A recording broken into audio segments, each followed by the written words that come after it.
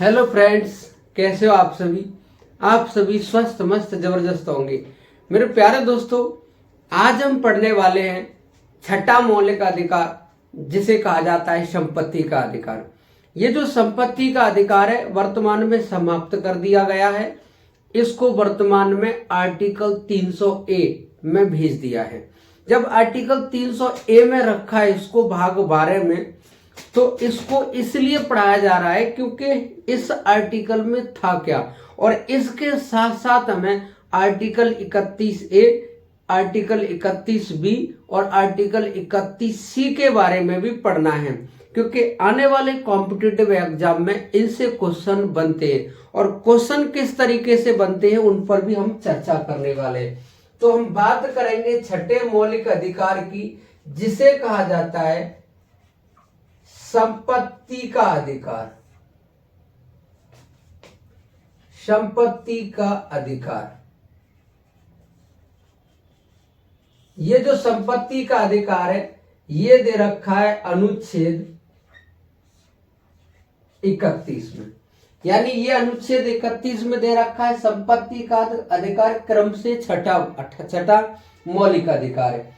यदि हम इसके बारे में बात करें, यह संपत्ति का अधिकार मोरारजी देसाई की सरकार के समय 44वां संविधान संशोधन करके इस मौलिक अधिकार को 1978 में समाप्त कर दिया। 1978 में समाप्त कर दिया। तो ये जो आर्टिकल 31 है, आर्टिकल 31 की हम बात करें, अनुच्छेद 31 वर्तमान में निरसित पड़ा है। कैसा पड़ा है? खाली पड़ा है। तो इस संपत्ति के अधिकार को कब समाप्त कर दिया गया? तो संपत्ति के अधिकार को 44वें संविधान संशोधन द्वारा 1978 में समाप्त किया गया और इस संपत्ति के अधिकार को पहुंचा दिया था अनुच्छेद 300 ए या 300 क में, और 300 ए या 300 क में इसको पहुंचा दिया और इसको बना दिया है विधिक अधिकार। विधिक या कानूनी अधिकार, इसको क्या बना दिया है? विधिक या कानूनी अधिकार। तो वर्तमान में संपत्ति का अधिकार संपत्ति का अधिकार नहीं है, वर्तमान में ये कानूनी अधिकार है। किस आर्टिकल में? अनुच्छेद 300 ए में या 300 क में, क्योंकि कभी कभी ये हिंदी में आ जाता है और कभी कभी इंग्लिश में आ जाता है। तो ये जो आर्टिकल 300 ए है ये संविधान के भाग 12 में है। किस भाग में है? संविधान के भाग 12 में है। तो इस संपत्ति के अधिकार को समाप्त कर दिया गया, क्योंकि संपत्ति के अधिकार को लेकर के सुप्रीम कोर्ट में चुनौतियां दी जा रही थी। मेरे प्यारे दोस्तों, हमारे जो मौलिक अधिकार थे, अपने जो मौलिक अधिकार थे, इनमें संपत्ति रखने का अधिकार भी रख दिया। और आपको पता है कि मौलिक अधिकार वाद योग्य हैं। यदि मौलिक अधिकारों का हनन होता है, यदि मौलिक अधिकारों का उल्लंघन होता है, तो ऐसी स्थिति में हम सुप्रीम कोर्ट जा सकते हैं। जब सुप्रीम कोर्ट जा सकते हैं तो कहीं ना कहीं एक समस्या जो सामने उत्पन्न हुई वो ये थी कि 1950 में संविधान लागू हो गया। जब संविधान लागू हुआ 1950 में 26 जनवरी को, तो उसी के बाद में ही भारत में आपने देखा होगा कि जमींदारी प्रथाएं चल रही थी। जमींदार जमीन को घेरे हुए पड़े थे और उनकी जमीन पर खेती करते थे किसान। जब खेती किसान करते थे तो जैसे ही संविधान लागू हुआ, इन जमींदारों ने उन किसानों को अपने खेत से हटा दिया।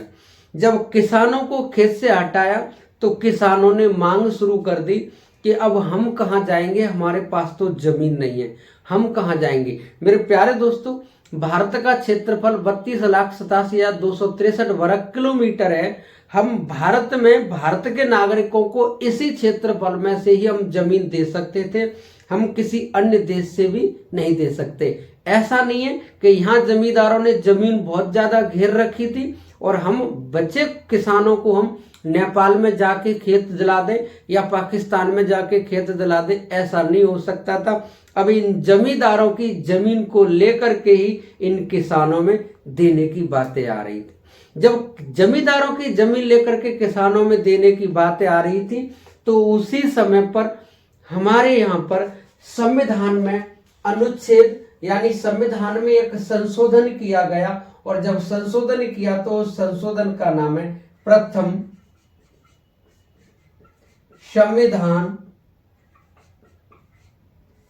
संविधान संशोधन। ये जो प्रथम संविधान संशोधन है ये हुआ था 1951 में। 1951 में ही ये संविधान सभा ने संसद के रूप में होते हुए ये संशोधन किया, और इसी समय पर आचार्य विनोबा भावे ने इन्होंने एक आंदोलन चलाया जिसे कहते हैं भूदान आंदोलन। इन्होंने कहा कि आप बहुत बड़े जमींदार हो, आप बहुत बड़े राजा हो, आपका दिल बहुत बड़ा है, आप यदि चाहें तो इन गरीब किसानों को जमीन दे सकते हैं। लेकिन मेरे प्यारे दोस्तों, कोई आगे नहीं आया और आचार्य विनोबा भावे ने भारत में एक आंदोलन चलाया जिसे भूदान आंदोलन कहते हैं, 1951 में चलाया। इसी समय संविधान में संशोधन किया गया प्रथम संविधान संशोधन करके आर्टिकल जो 31 था इसमें 31A जोड़ दिया। जब आर्टिकल 31 में ए जोड़ा और जोड़ने के बाद में इसमें यह लिख दिया कि संसद कानून बनाकर किसी की भी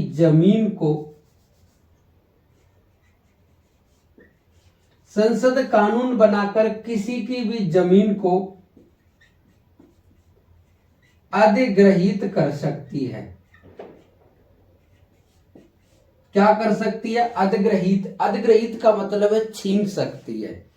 यानी जब कोई व्यक्ति संपत्ति नहीं देगा, कोई जमीन छोड़ेगा नहीं, तो क्या करना पड़ेगा? संसद के द्वारा कानून ही बनाना पड़ेगा।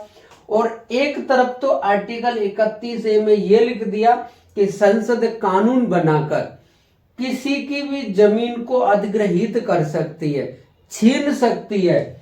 और इसी प्रथम संविधान संशोधन के द्वारा एक आर्टिकल और जोड़ा गया जिसे कहते हैं 31B। और 31B में यह लिख दिया कि जो भी विषय संसद के द्वारा बनाकर कानून बनाकर अनुच्छेद 31B में डाले जाएंगे उनके खिलाफ सुप्रीम कोर्ट में अपील नहीं की जा सकती है। यानी सुप्रीम कोर्ट में अपील नहीं की जा सकती।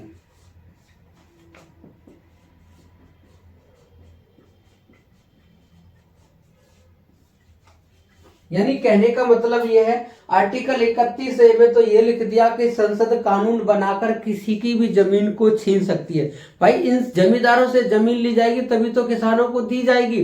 तो एक तरफ तो ये लिख दिया आर्टिकल 31A में कि संसद कानून बनाकर किसी की भी जमीन को छीन सकती है, और आर्टिकल 31B में ही, क्योंकि ये प्रथम संविधान संशोधन के द्वारा ही दोनों जोड़े गए, और इसी में ये लिख दिया कि संसद कानून बनाकर जमीन से संबंधित आर्टिकल 31B में डाल देगी तो उस विषय को सुप्रीम कोर्ट में अपील नहीं की जा सकती उस विषय के बारे में।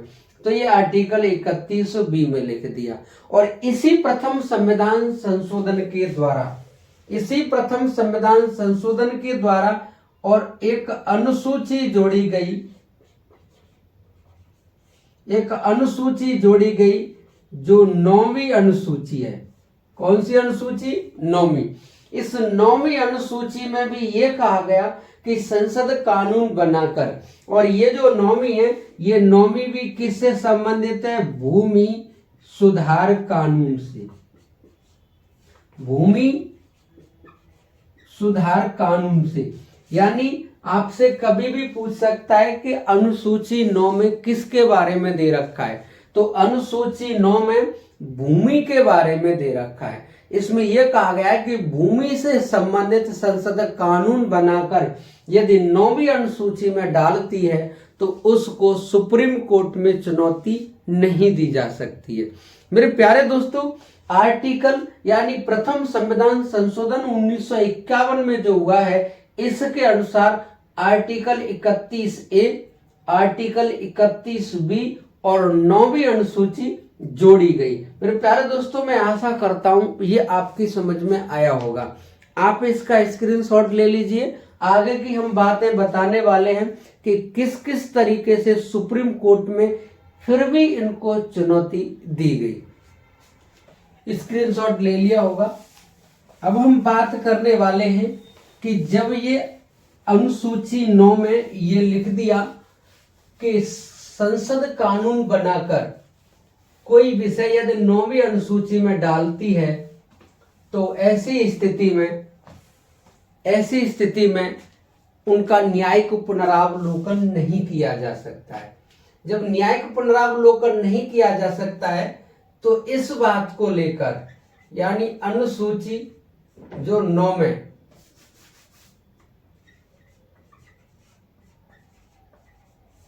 अनुसूची जो 9 दे रखी है, इसमें यही कहा गया कि भूमि जो सुधार कानून है,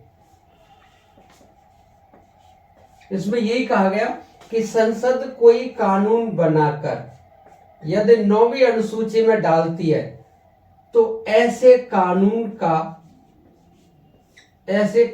का सुप्रीम कोर्ट के द्वारा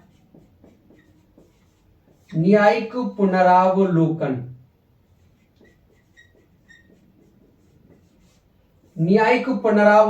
नहीं किया जा सकता है।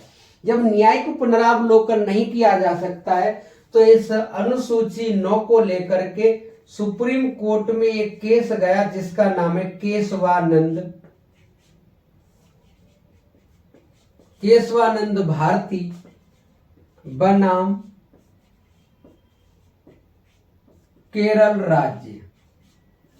और ये केस कब गया सुप्रीम कोर्ट में? 1973 में।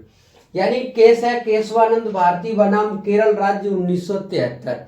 ये केशवानंद भारती केरल का बहुत बड़ा जमींदार है, संत भी है, महात्मा भी है। यानी बहुत सारी जमीन इन्होंने वहां घेर रखी है केरल में। इनकी जमीन को अधिग्रहित करने के लिए सरकार ने हथकंडा अपनाया। जब सरकार ने इनकी जमीन छीनने की कोशिश की तो इनके ही नाम से यानी सुप्रीम कोर्ट में केस गया और केस का नाम है केशवानंद भारती बनाम केरल राज्य। अब तक के जितने भी केस हैं, अब तक के जितने भी वाद हैं, ये वाद सबसे बड़ा है। ये वाद सबसे बड़ा है और इसमें 13 न्यायाधीश की पीठ बनी। 13 न्यायाधीश की इसमें पीठ बनी और 13 न्यायाधीश की इस पीठ ने इसका यानी इस केस को देखा। जब इस केस का जब डिसीजन दिया जा रहा था तो इसमें इसी को यही चुनौती दी गई कि जब संपत्ति अधिग्रहित की जाएगी तो उसका न्यायिक पुनरावलोकन क्यों नहीं किया जा सकता, क्योंकि मौलिक अधिकार वाद योग्य हैं और यदि कोई मौलिक अधिकारों का हनन करता है तो उसको हम सुप्रीम कोर्ट में चुनौती दे सकते हैं। मेरे प्यारे दोस्तों, बात 1973 की है, लेकिन ये संपत्ति का अधिकार समाप्त कब होगा? 78 में। तो जब तक तो ये संपत्ति का अधिकार है और मौलिक अधिकार वाद योग्य है, इसीलिए हम सुप्रीम कोर्ट में जा सकते हैं। और इसी संपत्ति की बात को लेकर के केशवानंद भारती सुप्रीम कोर्ट चले गए। जब सुप्रीम कोर्ट चले गए तो केशवानंद भारती वाले केस में यही सवाल जवाब हुए कि क्यों एक तरफ तो ये लिखा हुआ है कि मौलिक अधिकार वाद योग्य है, यदि मौलिक अधिकारों का उल्लंघन होता है तो सुप्रीम कोर्ट जा सकते हैं, लेकिन इसमें ये क्यों लिख दिया है कि यदि इस विषय से संबंधित इसमें कानून बना के डाल दिया है तो उसके खिलाफ हम सुप्रीम कोर्ट में नहीं जा सकते। हम मानते हैं कि प्रथम संविधान संशोधन जब 1951 में हुआ उस समय कंडीशन कुछ और थी। आज 1973 है, फिर भी ऐसा कानून क्यों है? इसकी कोई सीमा फिक्स की जाए कि कब तक कानून बनाकर हम 9वीं अनुसूची में डाल देंगे, उनका न्यायिक पुनरावलोकन नहीं किया जा सकता है, या कब के बाद में जब हम कानून बना के डालेंगे तो उनका न्यायिक पुनरावलोकन किया जा सकता है, एक सीमा फिक्स की जाए। तो इसी केशवानंद भारती केरल राज्य का जो निर्णय है ये आया 2007 में। ये निर्णय कब आया? 2007 में। ये निर्णय जब 2007 में आया तो इस निर्णय को देते हुए सुप्रीम कोर्ट ने कहा कि 24 अप्रैल 1973, यानी 24 अप्रैल, ये डेट याद रखना, 24 अप्रैल 1973 के बाद, यानी 24 अप्रैल 1973 के बाद संसद कोई कानून बनाकर यदि 9वीं अनुसूची में डालती है तो उनका न्यायिक पुनरावलोकन किया जा सकता है। किस डेट के बाद? डिसीजन आ रहा है 2007 में और वो डेट कौन सी रखी गई? 24 अप्रैल 1973, यानी 24 अप्रैल 1973 के बाद संसद कोई कानून बनाकर यदि 9वीं अनुसूची में डालती है तो उसका न्यायिक पुनरावलोकन होगा। लेकिन पहले अगर पहले का कोई कानून पड़ा हुआ है तो उसका न्यायिक पुनरावलोकन नहीं किया जा सकता। ये केशवानंद भारती बनाम केरल राज्य वाले केस में सुप्रीम कोर्ट ने कहा।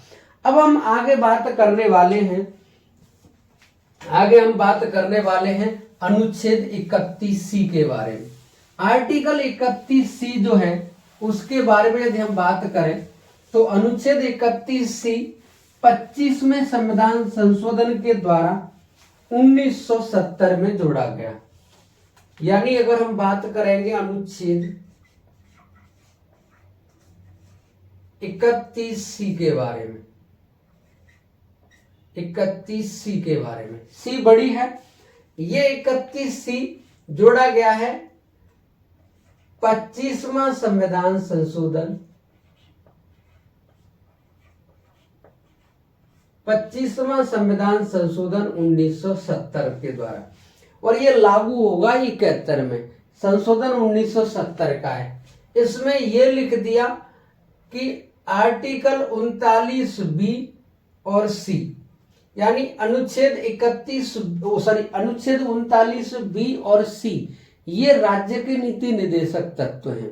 राज्य के नीति निदेशक तत्व में अगर हम अनुच्छेद 39B और C को देखें तो इसमें यह कहा गया है कि जब भी अनुच्छेद 39 और 20 यानी अनुच्छेद 39B और C लागू होंगे तो वो मौलिक अधिकारों का उल्लंघन कर सकते हैं। मौलिक अधिकारों का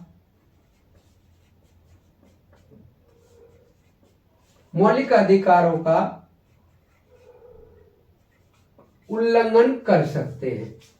यानी कहने का मतलब यह है कि जब भी ये अनुच्छेद 39B और C लागू होंगे तब ये मौलिक अधिकारों का उल्लंघन कर सकते हैं। किसमें लिखा है? आर्टिकल 31C में। और आर्टिकल 31C कब जोड़ा है? 25वां संविधान संशोधन 1970 में, लागू 71 में हुआ।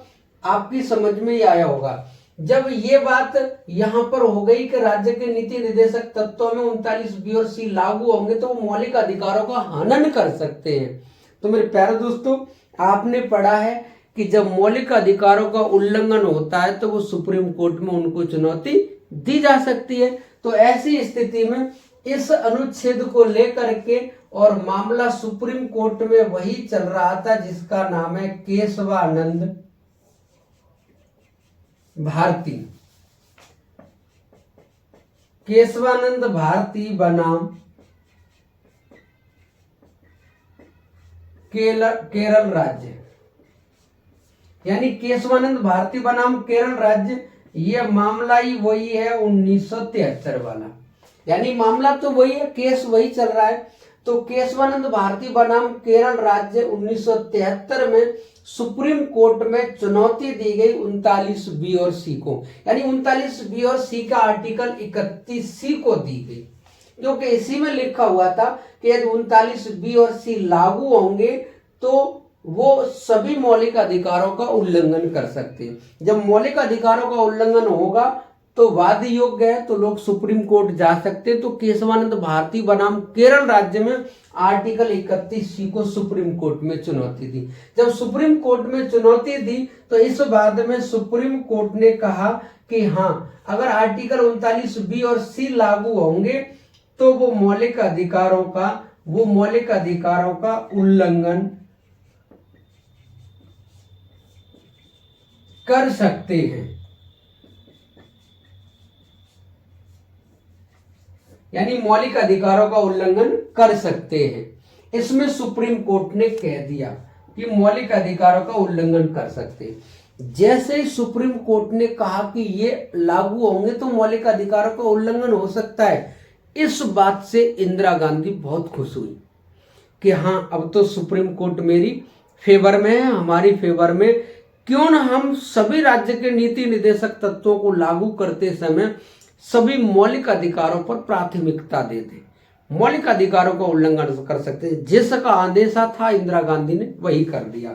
जब जैसे केशवानंद भारती बनाम केरल राज्य में सुप्रीम कोर्ट ने हाँ कहा कि 39B और C लागू होंगे तो मौलिक अधिकारों का हनन हो सकता है, जब सुप्रीम कोर्ट के इस निर्णय को इंदिरा गांधी ने बहुत सराहना दी और इसी हाँ के जवाब को इंदिरा गांधी ने एक संविधान में संशोधन कर दिया, 42वां संविधान संशोधन 1976 में। जैसे 42वां संविधान संशोधन 1976 में किया और कह दिया कि सभी राज्य के नीति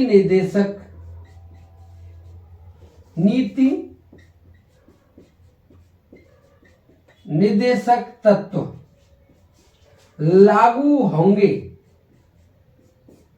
तो वो फंडामेंटल राइट्स यानी मौलिक अधिकारों का उल्लंघन कर सकते हैं। यानी सभी मौलिक अधिकारों के ऊपर राज्य के नीति निर्देशक तत्वों को प्राथमिकता दे दी 42वें संविधान संशोधन के द्वारा। जब 42वें संविधान संशोधन के द्वारा जैसे सभी राज्य के नीति निर्देशक तत्वों को मौलिक अधिकारों के ऊपर प्राथमिकता दी गई तो मामला तो सुप्रीम कोर्ट में जाना ही था। जब मामला सुप्रीम कोर्ट में चला गया और मामला सुप्रीम कोर्ट में जिस नाम से गया वो है मिनर्वा मिल्स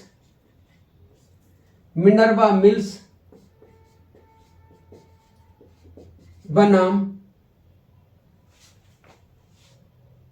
मद्रास राज्य। और ये जो केस है ये है 1980 का, यानी कब का केस है? 1980 का। मिनर्वा मिल्स बनाम मद्रास राज्य 1980 में जब ये केस सुप्रीम कोर्ट ने गया और जैसे ही सुप्रीम कोर्ट में गया, सुप्रीम कोर्ट ने कहा कि ये क्या लगा रखा है, हमने माना है कि आर्टिकल 31C के अनुसार 39B और C लागू होंगे तो मौलिक अधिकारों पर प्राथमिकता दी जा सकती है, मौलिक अधिकारों का उल्लंघन किया जा सकता है। आपने सभी राज्य के नीति निर्देशक तत्वों को प्राथमिकता देने का काम किया है, तो ये सभी राज्य के नीति निर्देशक तत्व बिल्कुल भी ये बात ठीक नहीं है। और सुप्रीम कोर्ट ने इस वाले कॉन्सेप्ट को खत्म कर दिया मिनर्वा मिल्स वाले केस में, और केवल इसमें यही कहा जो केशवानंद भारती वाले केस में कहा था कि आर्टिकल 31C के अनुसार अनुच्छेद 39C को लागू करते समय मौलिक अधिकारों का उल्लंघन किया जा सकता है। तो इस मिनर्वा मिल्स मामले में केशवानंद की उसी बात को दोहराया जो केशवानंद में दे रखी थी, कही थी कि 39B और C जैसे लागू होंगे मौलिक अधिकारों का उल्लंघन किया जा सकता है। तो आज वर्तमान में 39B और C जब भी लागू होंगे तो वो मौलिक अधिकारों का हनन कर सकते हैं। तो मेरे प्यारे दोस्तों, मौलिक अधिकारों से संबंधित जो हमने छठा मौलिक अधिकार देखा है संपत्ति का अधिकार, उसमें हमने ज्यादा से ज्यादा बातें बताने की आपको कोशिश की है। मैं आशा करता हूं आपकी ये सब समझ में आया होगा। मेरे प्यारे दोस्तों, क्लास कैसी लगी? यदि क्लास अच्छी लगी हो तो वीडियो को लाइक करें, चैनल को सब्सक्राइब करें और अपने दोस्तों में ज्यादा से ज्यादा शेयर करें। जय हिंद, जय भारत मेरे प्यारे दोस्तों।